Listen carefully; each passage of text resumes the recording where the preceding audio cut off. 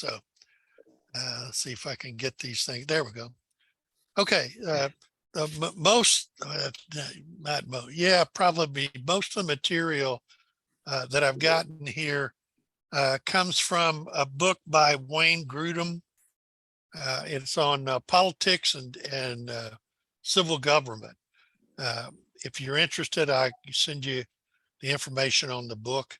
Pretty thick.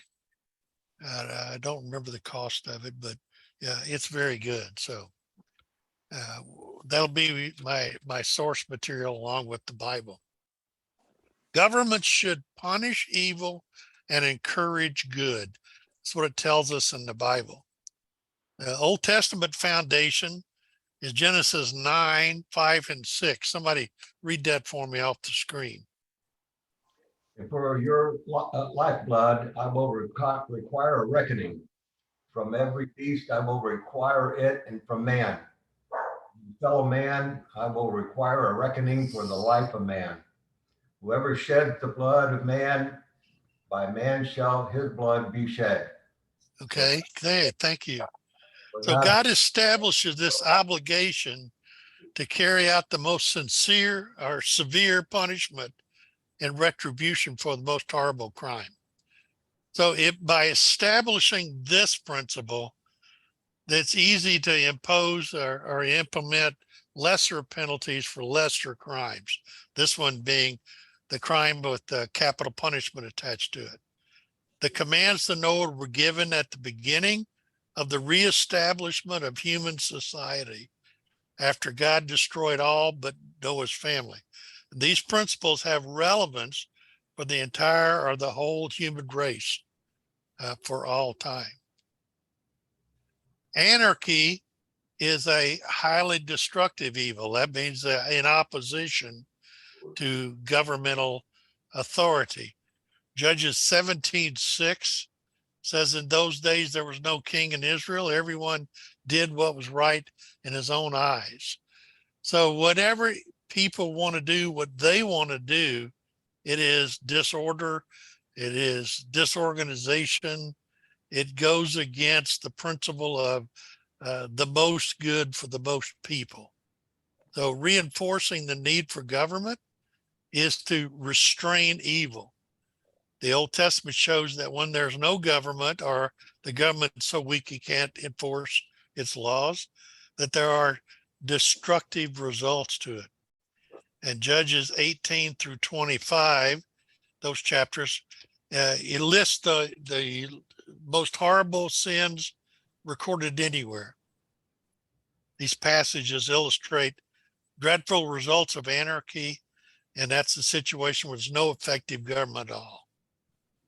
The Judges 18:1, 19:1, and 21:25. It shows why civil government is so badly needed among human beings. When there's no ruler, sinful people make up their own morality.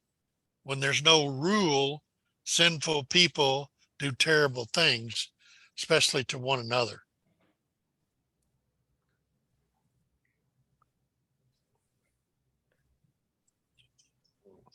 Governments should execute justice and defend the weak. Somebody read Psalms 82 on the screen for me. How long will you judge unjustly and show partiality to the wicked? Give justice to the weak and the fatherless.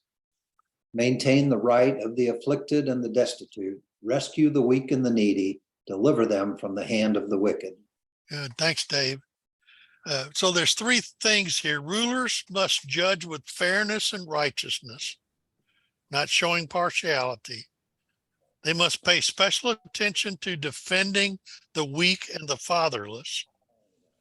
And they are to use their power to stop the wicked from harming others. And Daniel, in the book of Daniel, teaches this same thing when he counsels Nebuchadnezzar in Daniel 4:27. So this is a universal principle that God has established. Now, Bob, you're the new guy, so you need to understand if something along here that you want to comment or you want to ask a question on, just jump in, buddy. That's all you got to do. Thank you. Okay. A deterrent to crime is in swift punishment by the government. That's one of the difficulties we're having in certain states right now in the United States. Ecclesiastes 8:11 says, because the sentence against an evil deed is not executed speedily, the heart of the children of man is fully set to do evil. So this is what's happening. We get it, especially in California, when the prosecuting attorneys don't prosecute, when evildoers are arrested, they're processed, and they're out in less than several hours.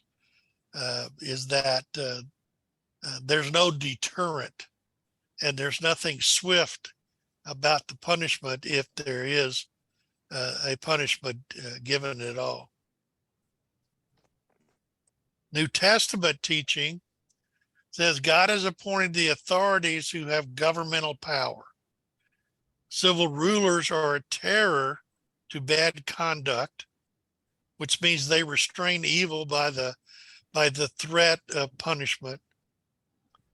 They give approval or praise to those who do what's good, while the ruler is God's servant for your good. So what is that telling you? God's appointed authorities, and they got the power. Power to those people, authorizing him directly by God. God's on the throne. He's sovereign in what he does. Civil rulers are a terror to bad conduct. Should be the perspective of the evildoer or the wrongdoer, that the civil rulers are terrors to them because they deter what these people want to do. They give approval or praise to those who do what is good, and the ruler is God's servant, and his authority is given to him to do exactly that, to do what is good for the majority of the people.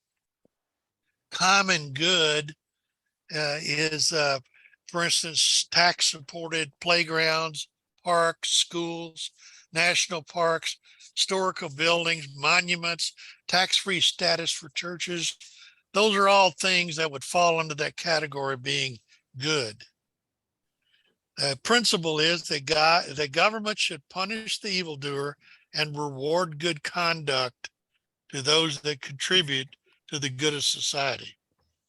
Number 4 is that governmental officials serve God. There's a special judgment for those people. Government officials are doing good as they carry out their work of what? Rewarding good, making laws to prohibit and restrain evil. 6, governmental authorities execute God's wrath on wrongdoers and thereby carry out the task of retribution. Anybody good? All right. Okay, somebody read Romans 13, 1 through 7. That's on the screen for me.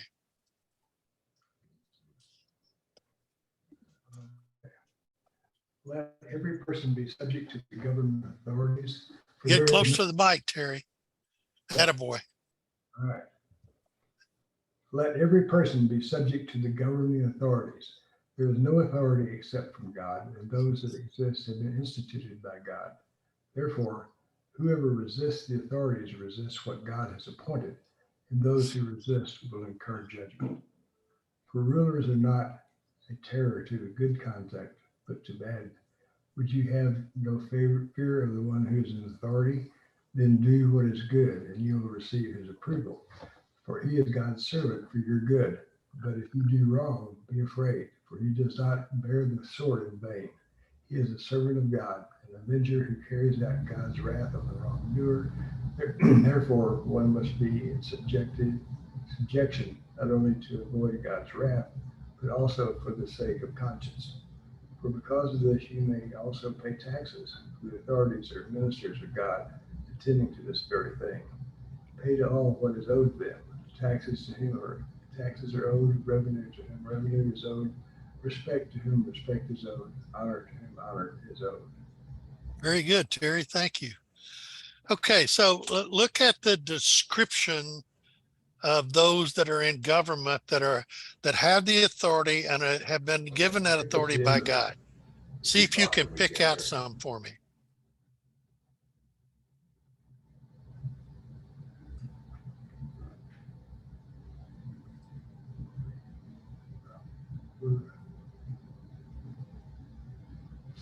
They're terror, right? That's verse 3. They're not a terror to good conduct, but they're a terror to bad conduct. What else? It says what? They're an avenger in verse 4. They're a servant of God in verse 4 likewise.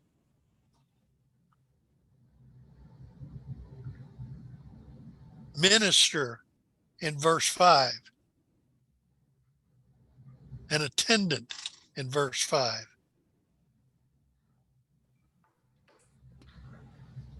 They're a taxing authority in verse 7.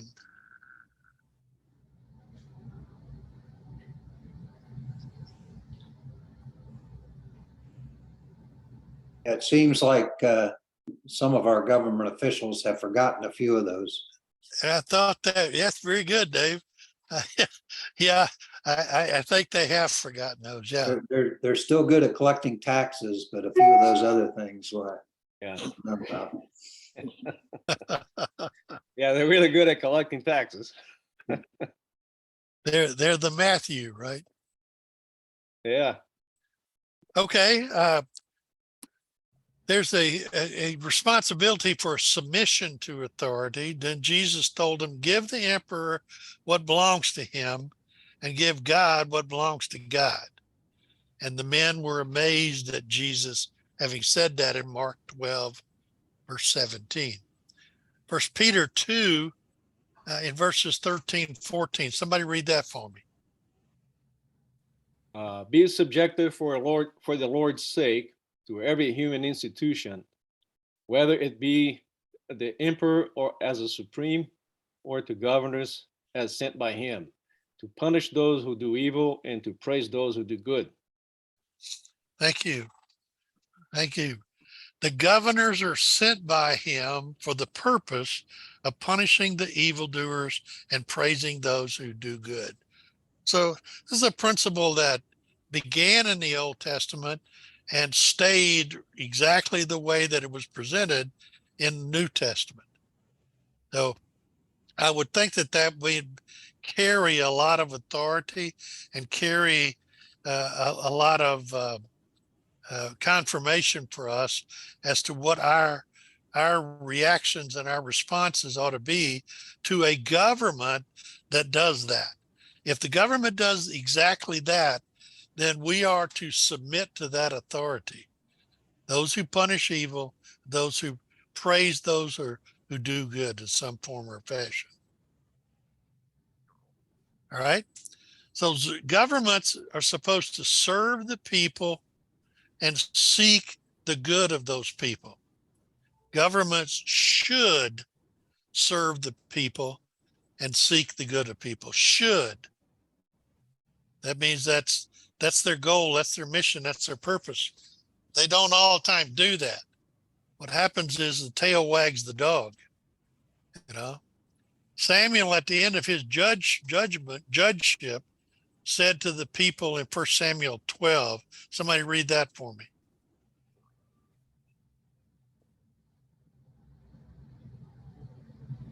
Here I am. Testify against me before the Lord and before his anointed. Whose ox have I taken? Or whose donkey have I taken? Or whom have I defrauded? Whom have I oppressed? Or from whose hand have I taken a bribe to blind my eyes with it? Testify against me, and I will restore it to you. And they said, you have not defrauded us or oppressed us or taken anything from any man's hand. So that's, thank you, Dave. So this would, I think, would be a good verse to send to our representatives in DC. They don't say that. I don't think some of them can say that. Whose ox have I taken? Whose donkey have I taken? What have I taken that wasn't mine? Whom have I defrauded? Whom have I oppressed? Now, those are serious accusations. In the case of Samuel, at the end of his judgeship, he is asking people to judge him. And they're telling him, you haven't done any of these things. It's about his credibility, right? Exactly. Or it's about their authorities' Yeah. credibility towards the people. He matched up with that too. Okay, so let's talk about civil government's effect and relationship with private property. They are to document and protect the ownership of private property. So would that fall under that category of doing good, do you think, for the most people? Yeah, I think it would. Yeah. Okay, What here's a about- fact. Go ahead. Well, they just armed the income tax people with all those guns. I don't know if it was 175,000, I forget, but that's kind of scary to me. I don't know if they're protecting me or not. Yeah, it's kind of curious when you look below the surface. If they are being hired, 87,000 of them being hired to do what they claim they're to do, which is to audit people. Why do they need all the weapons? And who are they going to audit? Yeah, I mean, maybe instead of 180,000 guns, they should have had 180,000 ballpoint pens. Yeah. Yeah, it's a scary thing. Calculators at work. What happens is the government gets out of whack on what their purpose is. Right now, it seems to me anyway, that the top is pushing down on the people, and the top should be representing the people, not dictating to the people, not pushing down on them. As Power far as and greed. Power and greed. Yeah, Power and greed. yeah. Money. So factoid, under the sovereign lordship of God, property is regularly said to belong to individuals, not to the government, and not to society or the nation as a whole. Psalm 24, Psalm 50, and Haggai 2:8. Samuel warned the people about evils that would be imposed upon them by the king. Now, do you remember the shift that they made from judges to kings? Remember that shift? And they said, give us a king like all the other nations that we're looking at. And they were looking at what pagan nations, right? Yeah. So Samuel says he's going to do that because God said for him to do that. And he warned the people about the evils that would be imposed on them by the king. He emphasized that the monarch with so much governmental power would take and take and take from the people and confiscate things for his own use. Somebody read that quote for me on 1 Samuel 8. That's on the page here. Now look, when you read that, understand I changed it, okay? And I paraphrased it, and I brought it to apply toward more current or modern times. So make sure you read what's on the screen there. Who wants to do that? Are you talking about, so Samuel told all the words of God, of the Lord? Yes, sir, I am. So Samuel told all the words of the Lord to the people who are asking for a president from him. He said, these will be the ways of the president and Congress who will reign over you. They will take your sons and appoint them to his work, and they will be menials announcing his benevolence. And he will appoint for himself leaders of thousands and supervisors of 50s, and some to farm, and some to reap his harvest, and some to make his weapons and armored vehicles. He will take your daughters to work for the good of the country, and to cook and to bake for his soldiers. He will take the best of your land and crops and give those that are loyal to him. He will take a portion of your grain and your crops and give it to his slaves. And in that day, you will cry out because of him, your ruler, whom you have selected for yourselves, but the Lord will not answer you in that day. Okay, so do you see that happening at all? I think so. Yeah, Word by word, almost. yeah. Now remember, now this was my conversion of the words here to bring it modern day. You can look it up in 1 Samuel 8:10 through 18 to get the real verse, the way that Samuel established it. But notice in these verses here, take and take and take and take and take and take. There's a heck of a lot of takes here, but there's not very many gives. So it's all about bringing it to him and not returning things back to them. It's a very good observation. Okay, so the ownership of property is a way for God to give us opportunities to imitate his attributes and reflect something of his excellence on his creation and on his images. Through our ownership, which means it's in our possession, of property and possessions, we test what is in our hearts, and they give us opportunities to give thanks to God for what he has provided. Colossians 3:15 and 1 Timothy 6.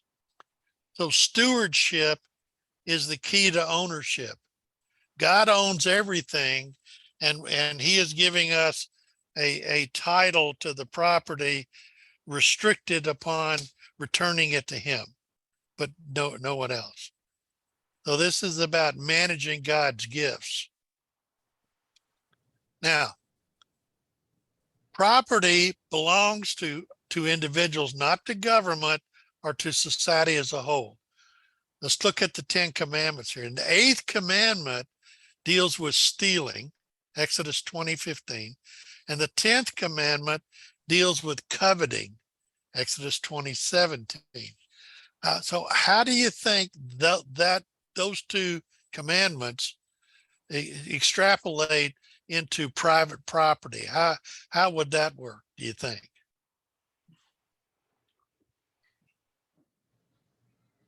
I don't know the question. You can't steal someone's private property. You can't? You shouldn't. Cannot. What? No, that's the difference between couldn't and shouldn't. Right, you shouldn't, but people do it all the time. Absolutely. I mean, look at easily what's happening today with people stealing of identities.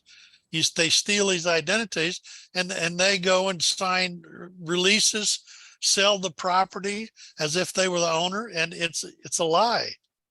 They're stealing it, right? And what about coveting?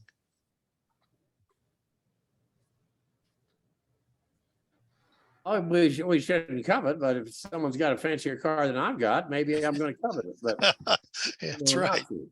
Yeah, Coveting is more desiring something that somebody has, right? right. It's the desire for it, right?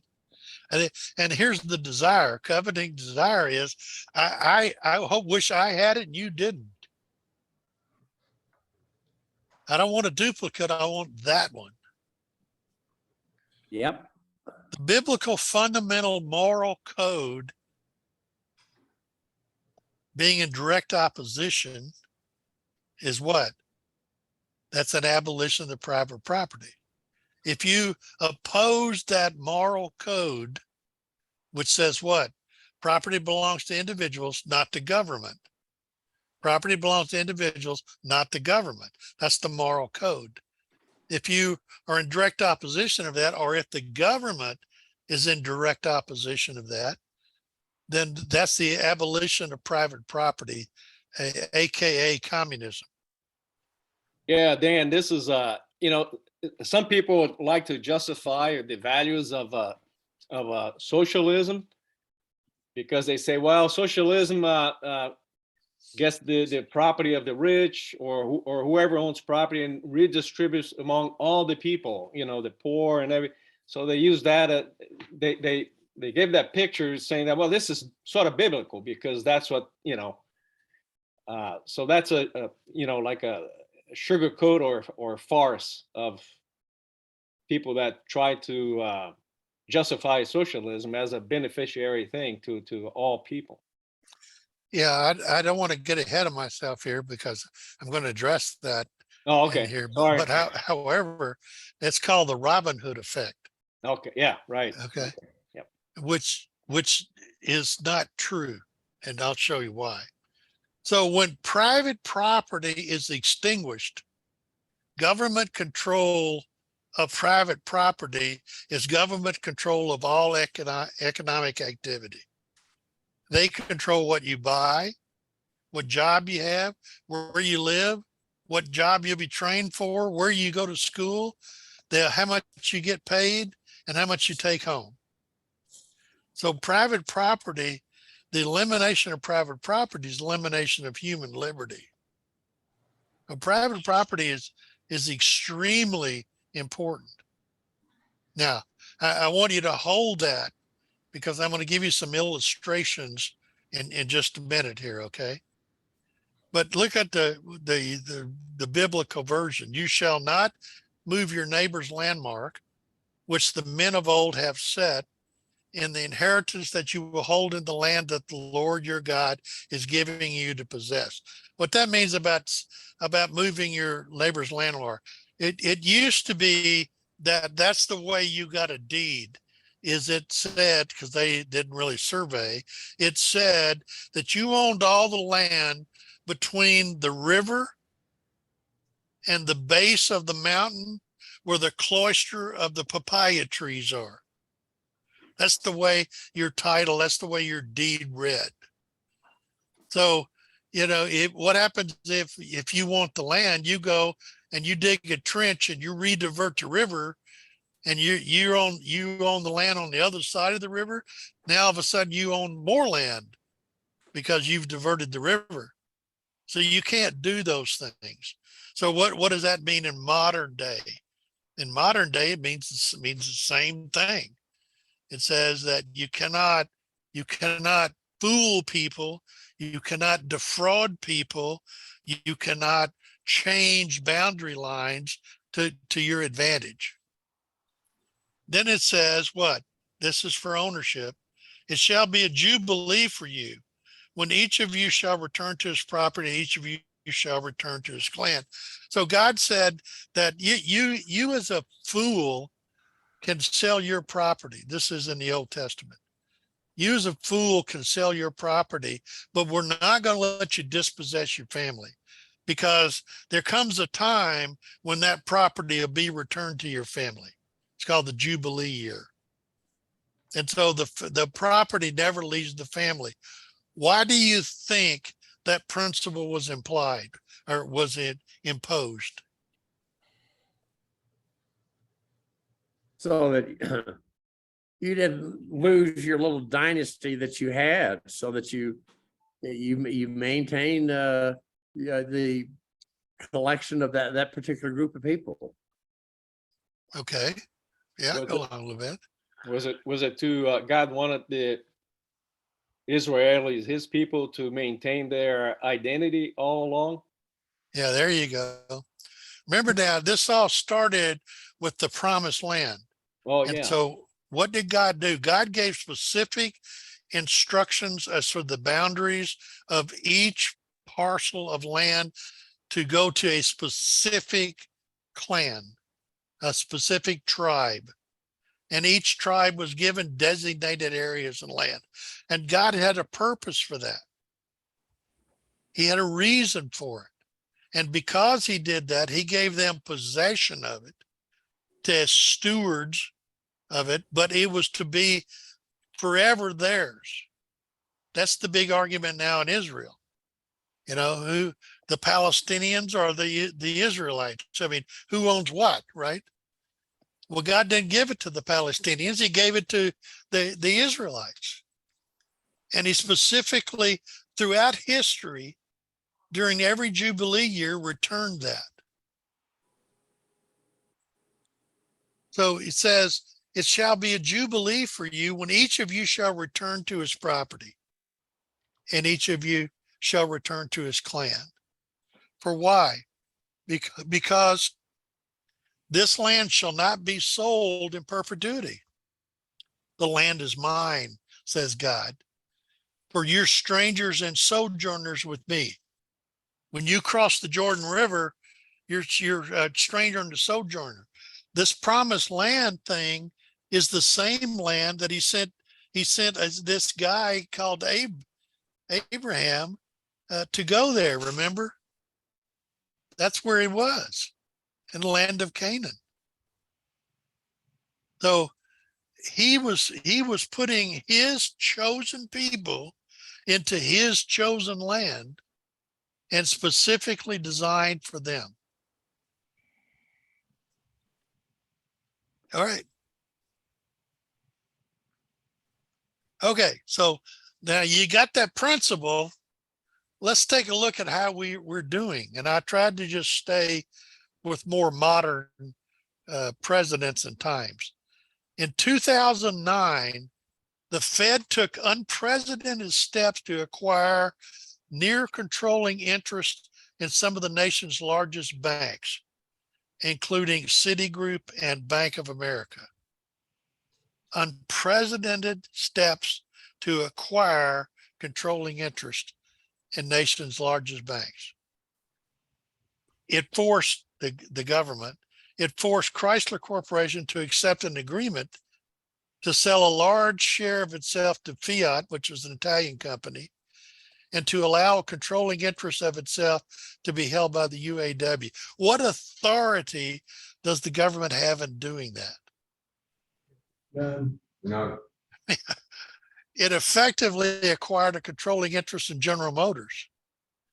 Obama would announce later that the president of GM needed to resign, and the US president is able to fire the president of one of America's largest corporations.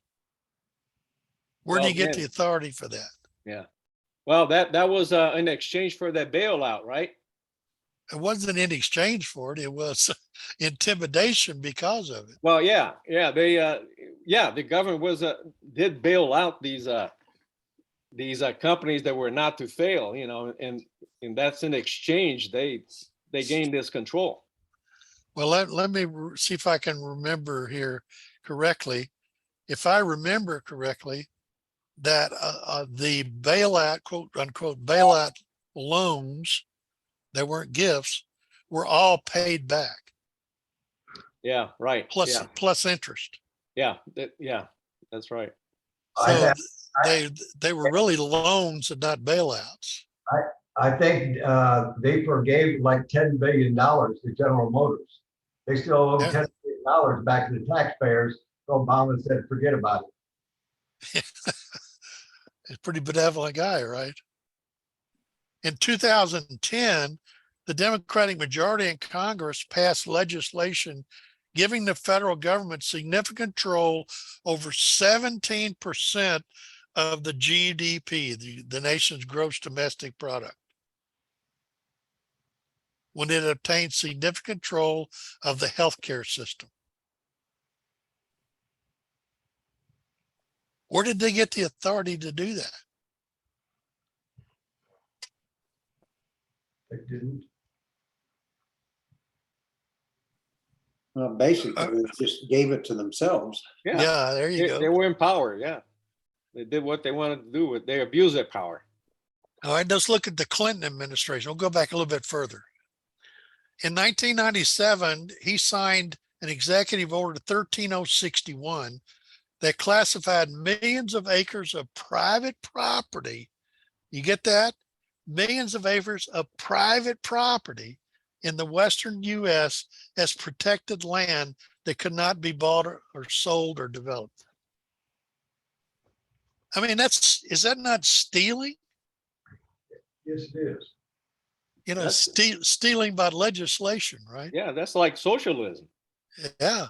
It's undercover socialism. Then he designated 14 rivers with authorization to add 10 more rivers per year. He designated 14 rivers as federal property, and he thus named them as American Heritage Rivers, regardless of whether they ran through private property or not. In other words, he took control over the rivers no matter where they went. And let's look at the Supreme Court in 2005 under the Bush administration. There was a decision called Kello v. City of New London. Through the power of eminent domain, the government could transfer private land to another private owner.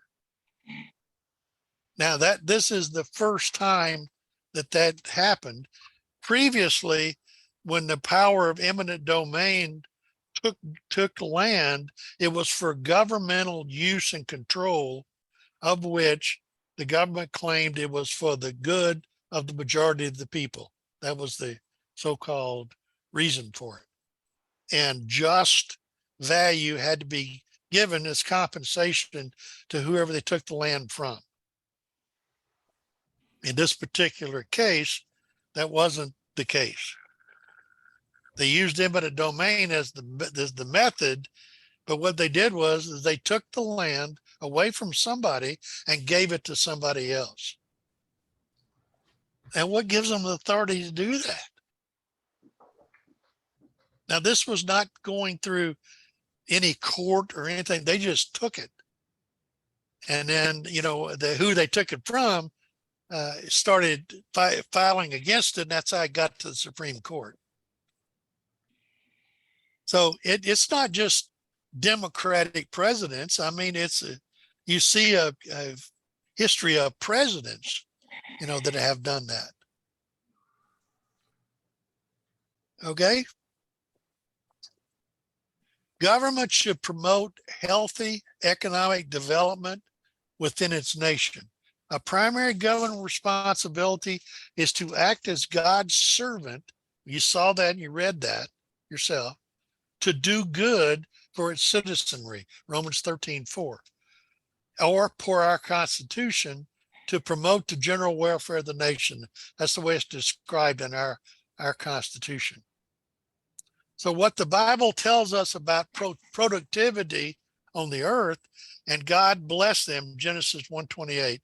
And God blessed them, and God said to them, be fruitful and multiply, fill the earth, subdue it, have dominion over the fish of the sea and over the birds of the heavens and over every living thing that moves on the earth.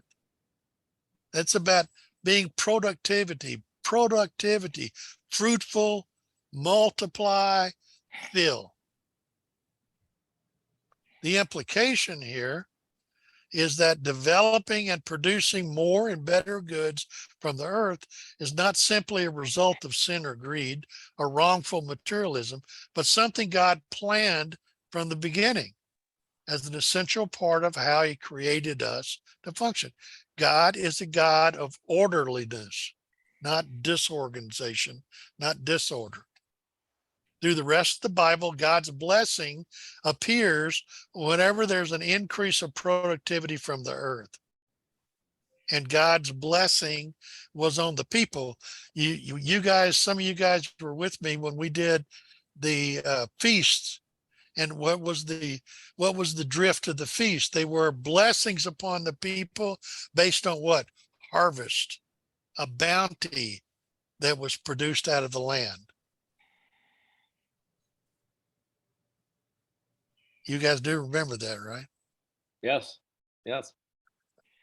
I know we've slept since and it erases our memory, but that's what I wanted to make sure that everybody did. Temptations accompany the production and ownership of material goods.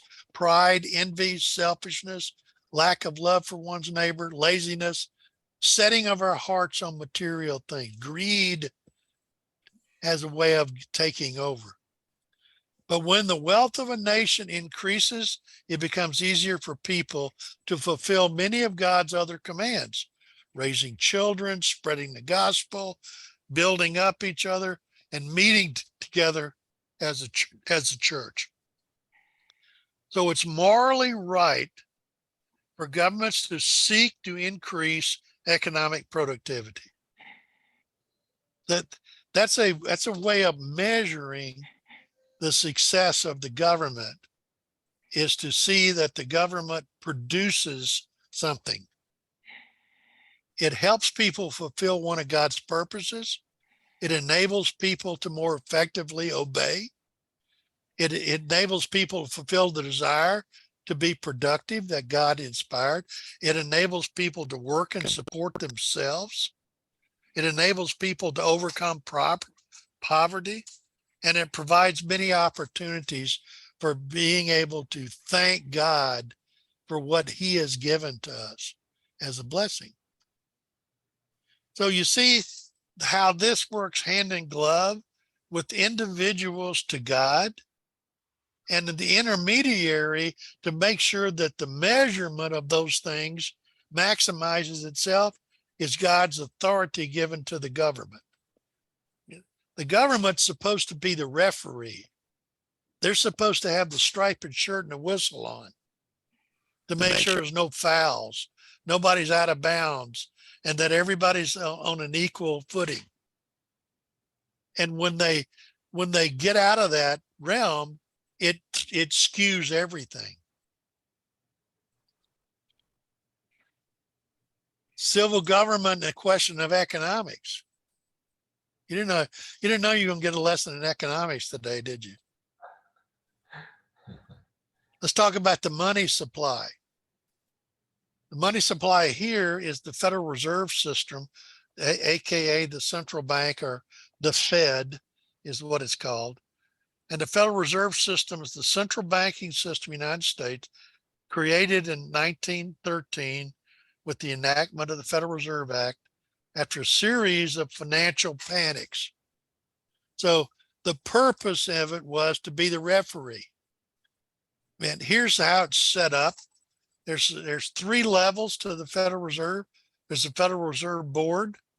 There are regional banks, okay? And there is a Federal Open Market Committee. Those are the three different categories that all come together in a definition of the Federal Reserve System: the board, the banks, and the committee. That's the system that's set up. An independent central bank whose monetary policy and decisions do not have to be approved by the president or anyone else in the executive or legislative branches of the government. So this is a maverick operation. It does not receive funding appropriated by Congress, so Congress can't cut them off. And the terms of the members of the Board of Governors span multiple presidential and congressional terms.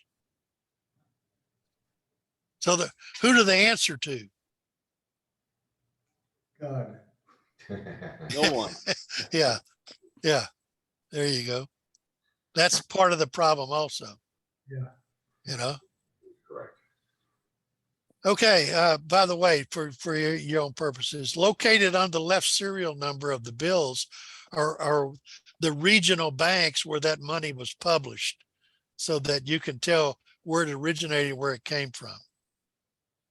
The two mandates that the Federal Reserve System was given was to maximize employment and to stabilize prices. How well are they doing, guys? They're printing money, Yeah, funny money. funny money. Okay. Now, should the federal government own the U.S. banking system and control every detail? That's the question. What do you think? Bob, you've been quiet. What do you think?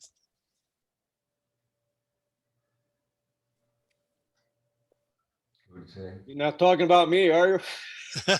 Well, I know what I think. What do you think, Bob? I think they should, the government should control, should police around, right? Okay. Anybody else agree with him or disagree with him? I could be wrong. I don't mind the moaning that I just wish there was somebody could hold them accountable. There you go. The caveat here, restrictions, right? Right. But the fact is, if the federal government does what was mandated for them to do, which is what? Restrain evil, promote good. Yeah. Should that type of government own the U.S. banking system and control every detail? I don't think so. You don't think so, Terry? Well, in that case, I think yes, What you said, yes. But the problem is that's not what they do. no, it's not You know? happening. Yeah. So what it's saying to us is that the system is corrupted because it's not functioning in the design that God set up for it. It's become too politicalized, politics has entered every aspect of it. Too political, too territorial. It's people are looking for ways to promote themselves. There's a thing called money for themselves. They don't look at the money in the banking system as belonging to somebody else. They want their name on it. Well, if they just stop using fallen people for those positions, then we Yeah. Yeah. Yeah, we need to get some holy people in there, right? Yeah. Should the U.S. government run the nation's entire healthcare system? I don't think so. That's a little easier. No, I mean, in the banking system, there obviously needs to be some federal control, or else every state might have their own currency. That's right. But when it comes to healthcare, wow, that's to me that was scary when they started down that path, and it still is. How about General Motors and Chrysler? Should they run those companies? No. Should they set wage levels for everybody in the banking and financial business? No. They You do. know, Did you know that? They do. Such and such, and of course, the president, these jobs have to be union jobs, paid a certain salary for these government contracts. That's right. All right. Government's the natural provider. I don't know what happened there. Wow. Of all currency that's known and accepted and have a standard of value across national borders. In order for such a system to work, the value of the currency has to be stable. So from that perspective and that standpoint, the government has to be the one to regulate. Now, free markets and regulation. The Bible's teaching on the role of government supports the idea of a free market. This is the Bible's teaching now. Okay. Nothing in the Bible gives warrant to government taking over ownership nor control of private businesses. The Bible gives repeated warnings against a ruler who uses power to take. We saw that in Samuel. The Bible teaches that property belongs to the individual, not to the government. We saw that in Leviticus. The Bible emphasis on the value of human liberty also argues for a free market system. Government control is the loss of human liberty. History demonstrates time and again that the free market brings better results than a government-controlled economy or any segment of the economy. So a pure system, a pure free market system will work and will be effective. What happens is is that legislators make laws to dink, dink, dink, dink, dink, to just chip away at that free market. It's a free market except for this one example in one instance. It's a free market until this happens. So they begin to take away the free part of it, and it's no longer a free market. It's a dictated market, which says we're going to tell you what your hourly wage is going to be. We're going to tell you what the minimum wage is.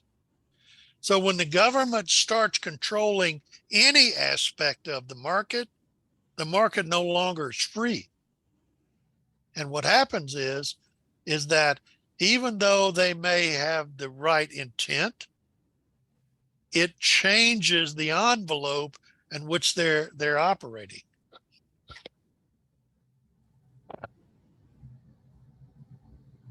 Here's the one that's favored for everybody: taxes. Does government have the right to collect taxes? Well, you can read Matthew and you can read Romans, and the answer is yes. Pretty simple, right? Right. Yeah. Anybody argue with those verses that are on there? No. Okay, we won't waste our time there. All right, Bob, here's your Robin Hood effect. The Bible does not give any support for the idea that government should use taxes simply to redistribute income from the rich and give it to the poor. It does not support that, including purposes of the civil government, including redistribution of private property, including a change in economic productivity, a ban on certain things, or a mandate on certain other things like vaccinations. Should tax rate be high or low in an economy? Every time there's an increase in taxes, it takes away that much more human freedom. How does that work? Well, let's say the government taxes me $100 and then gives me back some kind of benefit. That's the way it's supposed to work. In all cases, the choice of what to do with that $100 has been taken away from me. My $100 that I had the choice of doing something with no longer exists. And the government has that choice. They make that choice for me. And the choice has been made by the government. And I have lost that much freedom. Society will never get back the same amount of value that it would have received if allowed to spend for themselves and watch carefully how it's spent. It's been shown that when governmental money changes hands twice, that the cost of that money is depleted by 50%. In other words, every time it changes hands, you got to pay, the government pays somebody. They pay somebody. So what happens is, productivity wise, actually that money is spent toward, let's say, highways. Okay, that means concrete, the surveyors, asphalt, and so forth. By the time that money has actually gotten into concrete, it's only $50 that's left. $50 of it has been an administrative fee, a planning fee, all the fees that the government has, which means anytime there's set a fee, that means a person. Somebody's taken a piece of the pie. And they regulate union labor. They regulate what, Terry? Union labor, Union labor, yeah. which is higher. So the benefits of lower taxes, several economic studies demonstrate that when a government lowers its tax rates, it actually ends up collecting more money. Ronald Reagan administration was a great illustration of that. It actually ends up collecting more money because the lower the tax rate brings economic benefits. It encourages businesses to invest. It provides more jobs, lower prices. Business and individuals earn higher incomes. Higher incomes are taxed at lower tax rate, but because there's more money to be taxed, then there's more of the money in the tax coffer. So what's this basis of fair? Let's just go back here. The idea of being fair taxation. Excuse me. How do we decide what someone deserves? Each person deserves what he legally earned each year. See, let's go back to the Robin Hood effect now. What the Robin Hood effect says is that somebody made $1 million and they should pay more tax than me because I only made $1,000. And I don't like that guy made $1 million because I wish it were me, and it's not me. So I want him to be punished. So is that fair? The answer is no, it's not fair. Bible says no. That's back to that envy effect. Exactly. The laborer deserves his wages. Whatever that guy did, assuming it was within the legal grounds, it was not cheating someone, it was not defrauding someone. If they did this honestly, then they deserve what they got because they had took the risk. He who plants and he who waters are one, and each one will receive his wages according to his labor. Now, I didn't write this stuff, guys. You understand that? I mean, I'm the one that found it, but I didn't write it. So, I mean, there it is. The fair or appropriate rate of taxation does not depend on how much each person has left after paying taxes. That's not the fair taxation schedule. So whatever the taxation is, it should be across the board. You know, in a republic of capitalism, the incentive for that person ceases to exist when you punish them for being successful. Why would they want to assume risk? Why would they want to endanger themselves? Wouldn't it be better for them just to be stable and just sit back? Yeah. So you lose your incentives in the society that we live in. Some provision should be made so that people who earn a very small amount will only pay a small amount. You know, that's the widow's mite. That's in Leviticus 12, verses 6 and 8. And now we have 50% of the population paying no taxes at all. Mhm. Oh, Well, that's the idea behind the flat tax, right? That has been proposed many times. yep. Well, hey, Going it's funny you should, nowhere and never went anywhere because of the special interests involved, you know. that's funny you should mention that 50%, Norm, because that's what we're looking at right here. The top 50% of wage earners paid 97% of all the taxes in 2006. Now think about that for a minute. Half of the people who earned money paid 97% of the taxes. The top 1% of wage owners paid 40% of the total income taxes in 2006. They earned 22% of the total income reported, but they paid 40% of the taxes. In 2000, the richest paid 15, paid 37% of income tax revenue. In 1990, the richest 1% paid 24%. So what's it showing you here? Every year, the amount of the income taxes percentage paid by wealthy people has gone up since 1990. From Yeah, 24% to 40%. yeah. Well, and you keep hearing just the opposite, you know, people saying, well, we need to tax more that wealthy 1% or 2%. Right. But most of the time, you know, they also talk about corporate taxes and they talk about corporations. And how many times have you seen them on screen saying these corporations paid no taxes? Right?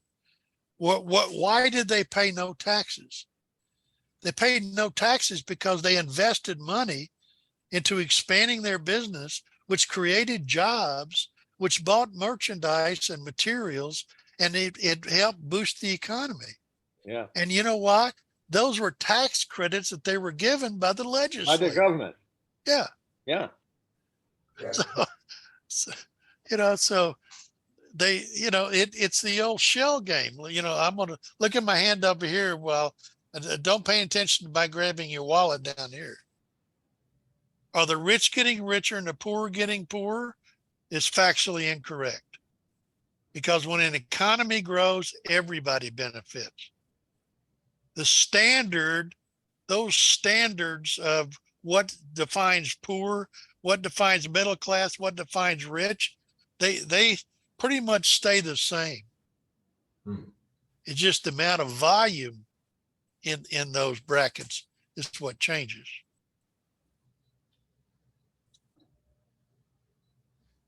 Okay, so here we go. What do you think will cure a recession? Well, there's two views here of economics, all right, for you scholars. One is by Keynes, the Keynesian view.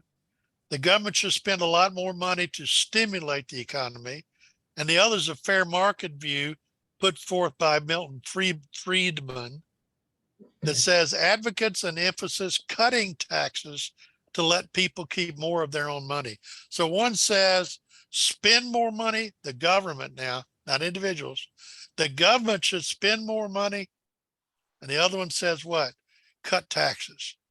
One says the government spends, the other one says the government does not spend.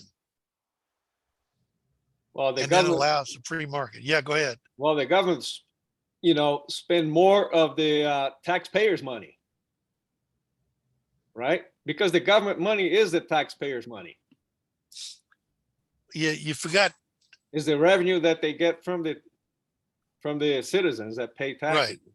But you forgot two words, and that is they hope. Oh, Because they are always borrowing money in the future. right. Yeah. The government is. Yeah, that's where, you know, the Keynesian view falls apart, obviously, is that on the surface, that sounds good. Yeah, spend more money to stimulate the economy. Right. And that'll give business. But the problem, as you've said, is that where does that money come from? And it either comes from a printing press with nothing to back it up, Yeah. Right. or it comes from taxing Taxing the taxpayers citizens. more money, Yeah. which means that you're taking money here and you're putting it back in over here. And it's kind of, I don't know, it just doesn't work. And if you just give people more freedom to spend what they're earning, then you have a much better chance, I think. But You know, when Joe Biden formed, which he has done, formed a group, a committee to parallel the Federal Reserve Board. The difference being it would be digital currency instead of paper currency.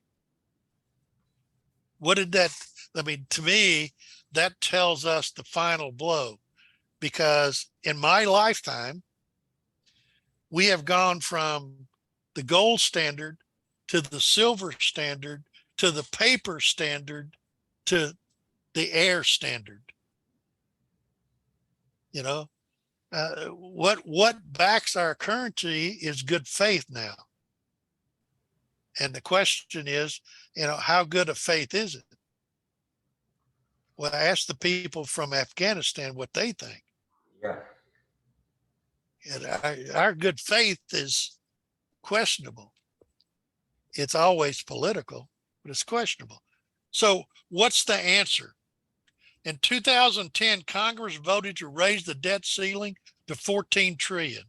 In 2021, they raised it to 28 trillion. So obviously the answer is just keep raising the ceiling, right? You need it, raise the ceiling. Yeah. No, that's not the answer. That's stealing from the future. Yep. So the scales are there because that's the answer to recession, is balance the friggin' budget. Do what you say you're going to do. And that's the most difficult thing for government now, because we've gotten out of control from that. But if they would just balance the budget, and the only way they're going to be able to balance the budget is to back off from restrictive legislation. Because when they legislate something, what does it do? It takes away a liberty. All right. Hey, Dan, Yes, sir. or anybody, when did the government start getting in depth? I mean, somewhere it started, you know, where the budget got out of balance and they didn't. Is back in the '60s when Newt Gingrich and Clinton, they balanced the budget. That's they balanced the budget? Yeah, that's right. That American contract that Gingrich had there. Yep. But they balanced. Okay, yeah. But prior to that was unbalanced, right? somewhat, but not anywhere close to what we have right now. Yeah. Now it's gone astray. Yeah. It's rampant. I mean, it's out of control. Okay. Yeah. And you pay interest on that too. Yeah. So what is the Bible says it's about a country and about the people of that country. Okay. So what affects the people in the country? Crime, rampant spending, immigration, political opposition, state voting influences, debt forgiveness, taxes, and education. Those are the things that have an effect on the people in the country. And if it has an effect on those people, it has an effect on their income, it has an effect on taxation. And therefore, the economics of the good of the majority of the people is flawed. So when you see these things, take a look at it and you say, what's happening to us? It's not just one thing, it's 8 things. It's not just one thing. It is one thing becomes a crisis. We can't do any of these without creating a crisis in our world today. And then what happens in a crisis? That calls for more government. And more government's the one that caused the crisis in the first place. So there is an endangered species going on. And, you remember the Wizard of Oz, he was behind the curtain. And, it's like saying, pay no attention to the guy behind the curtain, by the way. So let's see. Yeah. But don't you want to go behind the curtain and see what's going on back there? I do. So let's take a look at this. Okay. Now, you got to hold on to this, guys. This is something scary to me. There are 4 major players in the money market in the world today. Here's 3 of them. And those are the 3 major players in America. It's a company called BlackRock, a company called Vanguard Investments, and a company called State Street. Have you guys heard of any of these people? Oh, yeah. Yes. Hillary Clinton, part of Good the for world you. order. You're better than me. Better than me. All right. So let's take a look at those. All right. The number one player in the market is BlackRock.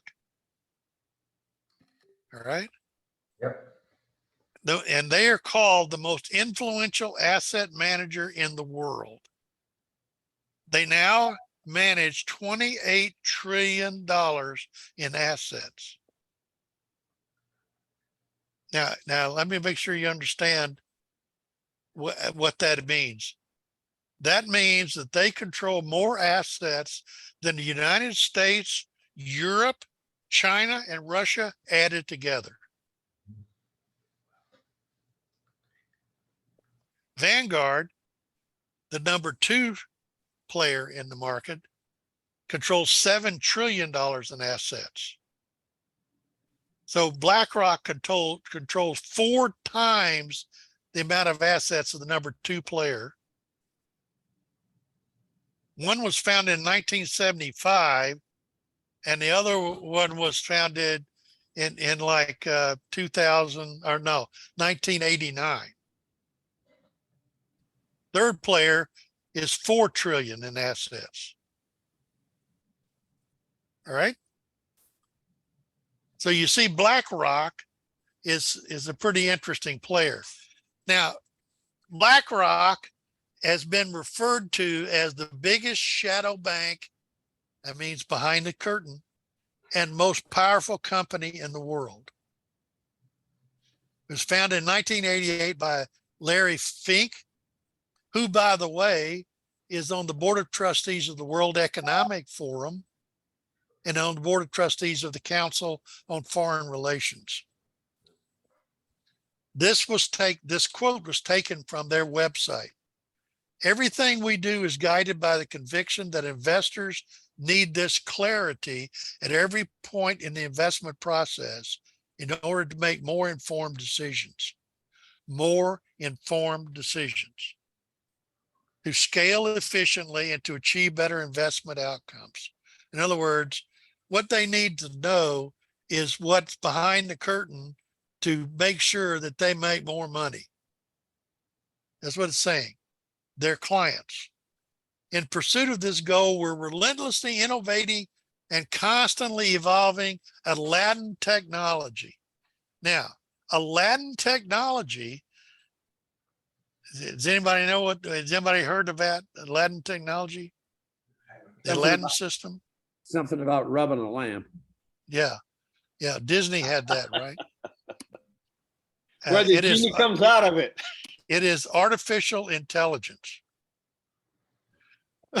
In 1989, Larry Fink started a computer up and designed it for artificial intelligence. That means that this computer that he created in 1989 was to grow and develop itself, feeding itself with information and allow itself to make decisions on its own. That's what artificial intelligence is. No assistance of man. You just give me the information, just as a computer. Give me the information, I'll chew it up and I'll spit out to you the result and the answer. So this was pretty innovative in 1989. They now control more assets than anything, anybody, any country in the world. So Aladdin has grown pretty good. He's 28 years old now. He's grown pretty good. He's learned a lot. And I'm going to tell you, just get you ready. You're going to be blown away when you see who his clients are. Aladdin, the name Aladdin came from an acronym, Asset Liability Debt and Derivative Investment Network, i.e. Aladdin. They were retained in 2009 by the U.S. Treasury Department for Aladdin to tell the government how much money to print.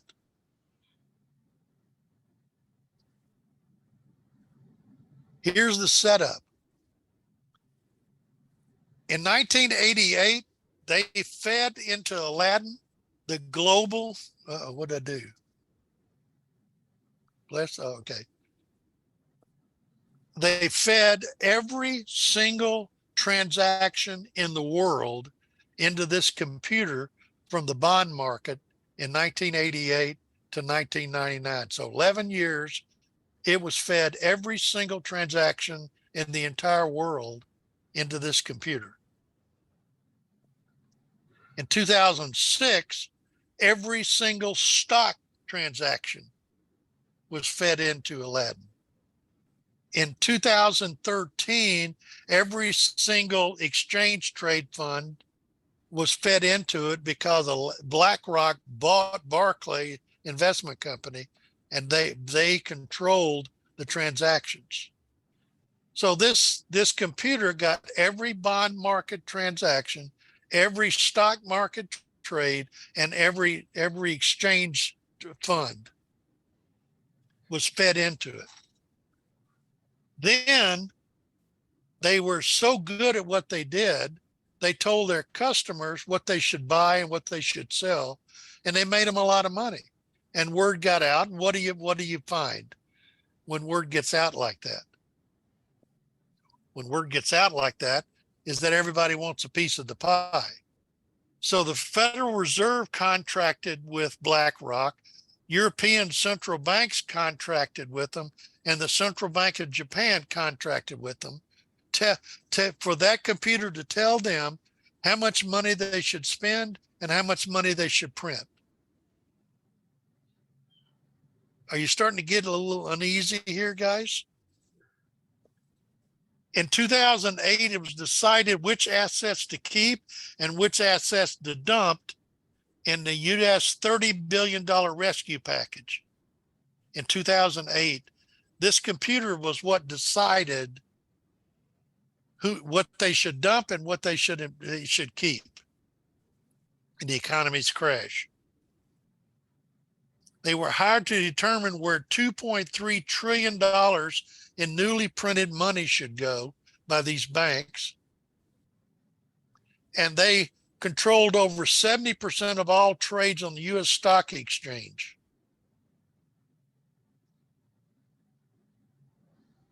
There's some secret project that was started in 2017 called Monarch that they will not disclose what that is. Okay, now you got Big Brother over here that's growing and blowing and going, right? So what happened is that they in 2019, BlackRock purchases a company called eFront. And the eFront's responsibility, what they do is that they collect data on all things that are ordinary, including money supply, private equity, and global real estate. But here's what affects you, is that eFront is the company that collects all of the information from people like Kroger. When you go to buy your groceries and you put in your telephone number or you put in your thing that you put in, they get all of the groceries that you buy and what you paid for them and when you bought them. And they sell that information to advertisers. That's what eFront did. When BlackRock bought them, they quit selling the information and they consumed the information. They put it into Aladdin. So now Aladdin is the one that's accumulating everything that you do goes into Aladdin. Now, it says, it's not my aim to surprise or shock you, but the simplest way I can summarize it is to say that there are now in the world machines that can think, learn, and create. Moreover, their ability to do all these things is going to increase rapidly until, in a visible form, the range of problems they can handle will be coextensive with the range with the humans can apply. What it says is that they'll exceed our capability of solving problems. You realize there's no free will in what is created with AI Everything functions with rules and parameters. So you want to know who makes the decisions behind the curtain? It's this computer. You want to know who they consulted before they just raised the Fed interest rate yesterday? This computer. You want to know who they contacted on how much money they should print to send things to Ukraine? This computer. I don't know about you guys, but it bothers the hell out of me. Now, the other issue here is globalization, and the major player of globalization is the World Economic Forum. And the guy that started that's Klaus Schwab. The World Economic Forum is releasing a new Davos manifesto, which states that companies should pay their fair share of taxes, show zero tolerance for corruption, uphold human rights through their global supply chains, and be an advocate for a competitive level playing field. That is so good.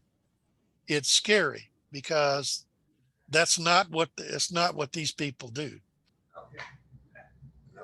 Not what they do. It is very, very difficult. The way that they've got it set up is you have a hard time identifying who are the major players in the World Economic Forum. They've got a lot. They'll say, this is a subscriber, this is a partner, this is this, this is that. But here's what I do know. Here's what I did find out in researching it, is that the major players are major players like, what's that Microsoft guy's name? Okay. Oh yeah, Bill Gates. Bill Gates. Yeah. The CEO of Microsoft is now on their board of trustees. You guys are scary. What's that other guy's name that does that social networking thing? Google. Yeah, that Google guy. Yeah, Google guy. yeah. He's on their board of trustees also. Okay. So the people on the board of trustees are globalization people. They are people who want a global economy. And that's what they purport. And those are the people that are having a major impact in what's happening in our country today, because we're looking at socialization as a stepping stone for globalization. Hey, Dan. This guy is a major player in that. Yeah. Yeah. The other scary thing about Larry Fink is that he's a climate change nut also. And his company is pressuring a lot of the companies that they own. And, for them to adhere to the climate change ideology. Yeah. Yeah, very good. Scary. So here's a few of their missions. This is straight off of their website. Accelerating the benefits of AI and machine learning. That's Aladdin. Limiting global warming to 1.5 degrees Celsius to avoid catastrophe. By the way, just so that you're aware of it, when you look at, if you go look up the pollution index for the world, the United States is the 14th on the list. We're not a major, we're not even in the top 10 polluters. So, there's a lot of smoke and mirrors going on about the green thing. China Addressing systematic changes and improving digital trust. They want to go to the computer. Somebody was going to say something. Go ahead. No, I was just going to say something maybe obvious. China is probably on the top of that list, right? Polluters. Of polluters. Yeah, them, India, Pakistan. Yeah. These are the books that Schwab has published and written. global economy, world economic, the fourth industrial revolution. The fourth industrial revolution, by the way, as far as he's concerned, is the computers and robotics. Okay, so I got about a 6-minute clip for you here. What if I told you there is a robot that controls have the more sound? wealth Did than y'all any hear that? country on earth? A robot so powerful that in the last 10 years, it has Can you quietly guys hear created that? the biggest company in the world. This is the story of a robot called Can you guys hear that? Yes. Hello? Yes, we can hear it. Okay, all right. Aladdin. It's Wall Street's best kept secret, and it's gobbling up every asset class across every industry. Aladdin now controls $21 trillion of our global economy. To put that in perspective, that's more than the $20 trillion GDP of the US or the $15 trillion GDP of the entire European Union. The New Statesman wrote, the total physical cash of all 7 billion people and every company, bank vault, wallet, and piggy bank in the world is around $5 trillion. Aladdin has grown into a system responsible for more than 4 times the value of all the money in the world.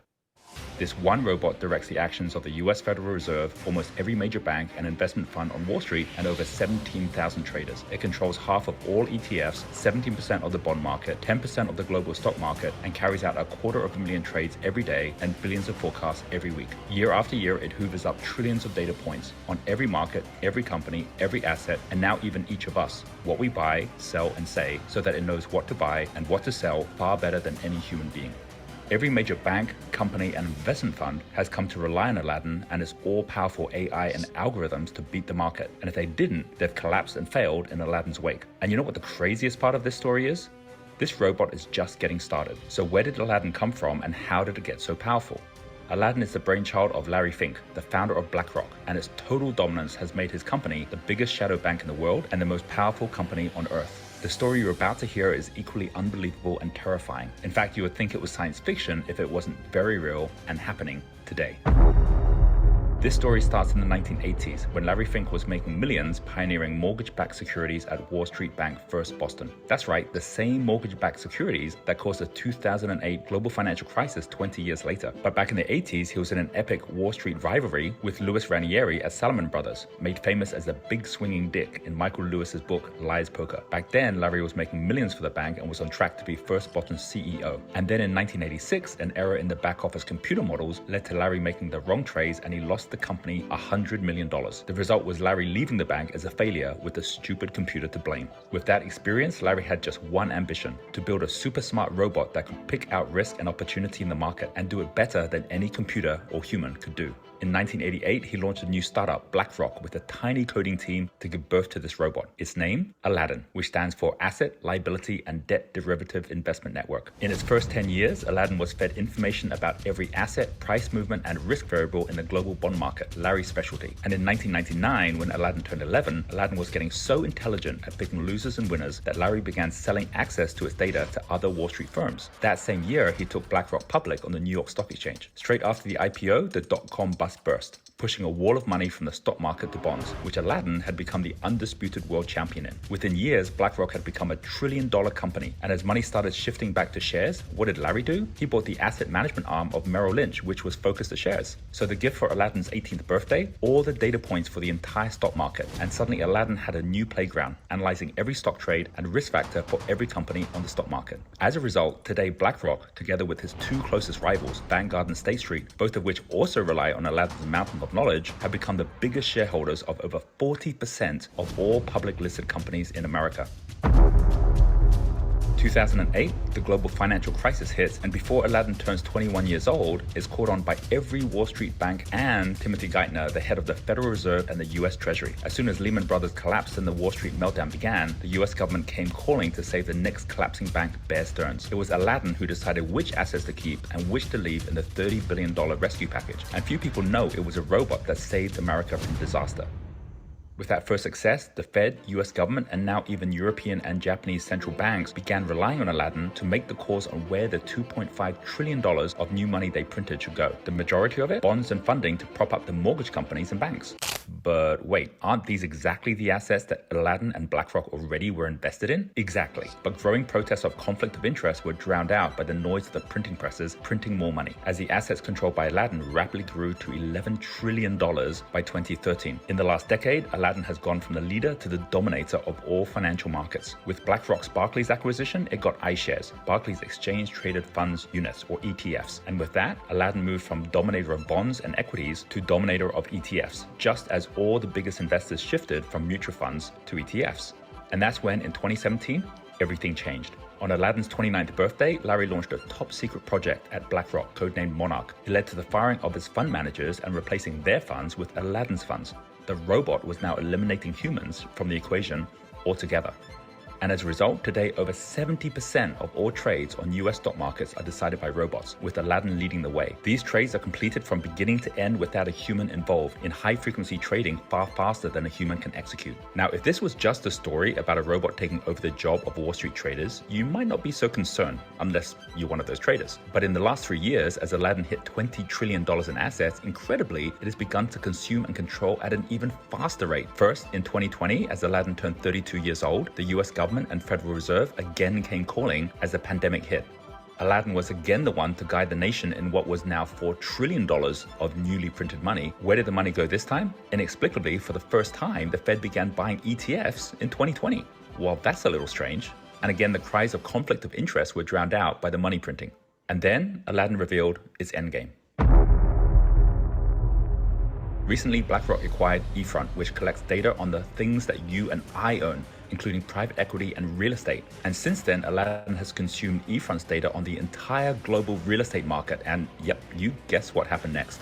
Over the last 2 years, BlackRock and other funds using Aladdin's data have begun buying up single-family homes, where they can afford to outbid the rest of us as they have unlimited financing at hyper-low interest rates. The result is home prices rising by 20% over the last 2 years and pushing now even big players like Zillow out of the market. And here we see Aladdin's endgame, to be the one hyper-intelligent AI robot that not just controls Wall Street assets, but all assets, public and private. Now, I'm not into conspiracy theories, but even a skeptic with eyes wide open can see the signs. We're already at a point where no one can compete without Aladdin. As CEOs and asset managers like Anthony Malloy are now saying, Aladdin is like oxygen. Without it, we wouldn't be able to function. And what about government regulation? Well, Joe Biden has appointed BlackRock executive Brian Deese as head of the National Economic Council, which basically means the oversight of Aladdin and BlackRock is now the responsibility of BlackRock. And Biden has also appointed BlackRock Chief of Staff, Wally Adeyemo, to be Assistant Secretary of the Treasury, which means BlackRock is now the Treasury as well as the Treasury Advisor. And this story is far from over. The genie is out of the bottle. And Aladdin has already reached a tipping point where one robot controls more wealth than any person or country. But as Aladdin's AI capabilities continue to grow, and with its rate of control rising by another $1 trillion to $2 trillion in new assets every year, it looks inevitable that Wall Street's secret weapon could end up owning everything, and we end up owning nothing. So what do you think? Are you indifferent, surprised, angry, afraid, or have a different point of view? And if you found this interesting, if not a little alarming, before you go, do subscribe so I can keep you updated with more news on the exploits and adventures of Aladdin.